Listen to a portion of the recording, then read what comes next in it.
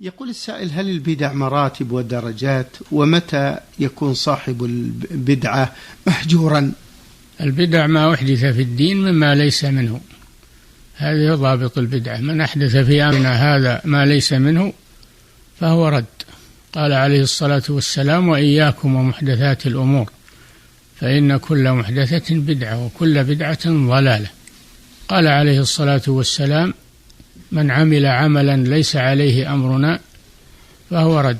والبدع تختلف، فمنها ما هو مخرج من الدين كبدعة الشرك بالله وعبادة القبور والأضرحة والأموات، ومنها ما هو كبيرة من كبائر الذنوب، ومنها ما هو صغيرة من صغائر الذنوب. وعلى كل حال فالبدعة لا خير فيها في كبيرها ولا في صغيرها، فعلى المسلم أن يتجنب البدع ويقتصر على العمل بالسنن التي جاء بها رسول الله صلى الله عليه وسلم.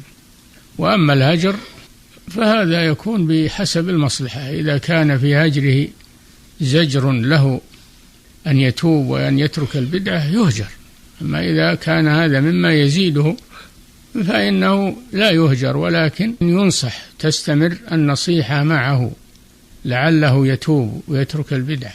نعم.